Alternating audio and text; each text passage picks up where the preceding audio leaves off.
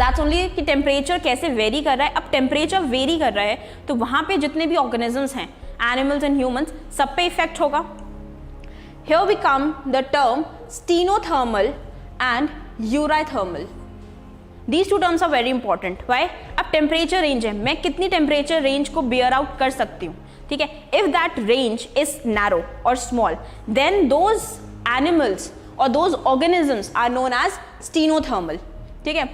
Ability to tolerate only narrow range of temperature, बहुत कम रेंज हम टेम्परेचर का सह पाते हैं. They are the stenothermal organisms. Okay. And which the organisms which can tolerate the wider range of the temperature, they are known as eurythermal. यहाँ पे ग्राफ देखो. Here temperature is increasing. Okay. अब stenothermal क्या थे, narrow range ही bear out कर पाएंगे. सो activity क्या होगी उनकी, नैरो रेंज में अगर टेम्परेचर कम है, ठीक है, तो उनकी एक्टिविटी ज़्यादा है. ठीक है. This is the optimum temperature उनके लिए. तो ये होगा क्या, स्टीनोथर्मल. ठीक है. अब जो वाइड रेंज ऑफ टेम्परेचर झेल पाते हैं, ठीक है, तो उनके लिए देखो ये हो गया ग्राफ, मतलब उनका ऑप्टिमम यहाँ है, वो वाइड रेंज कर पा रहे, इतनी रेंज उनकी है.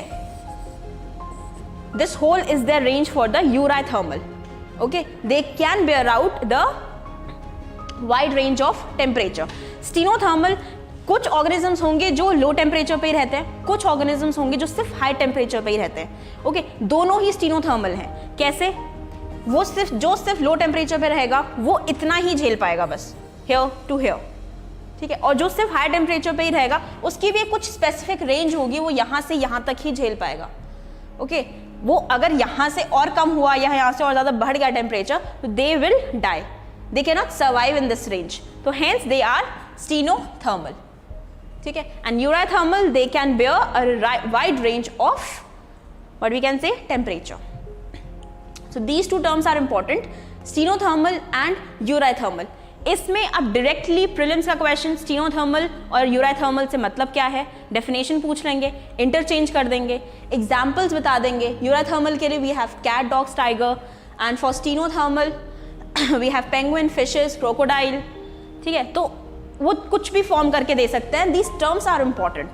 ठीक है. स्टीनोथर्मल एंड यूराइथर्मल, इनसे ही रिलेटेड एक टर्म, दो टर्म्स और हैं, यूराइहेलाइन एंड स्टीनोहेलाइन, जिसमें अभी हम आगे पढ़ेंगे. वो सॉल्ट कॉन्सेंट्रेशन के लिए. थर्मल वर्ड कहाँ से है, temperature.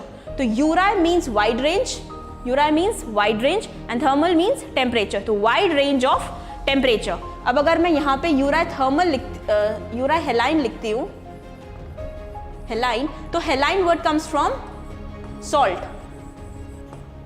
And eury means wide range. तो जो organism wide range of salt concentration bear कर सकता है, then it is known as euryhaline. So comparative है. अब इसमें प्री में क्वेश्चन बन जाएगा यूराइहेलाइन, यूराइथर्मल पे स्टीनोहेलाइन, ये चार टर्म्स से इंटररेट करके क्वेश्चन बन सकता है.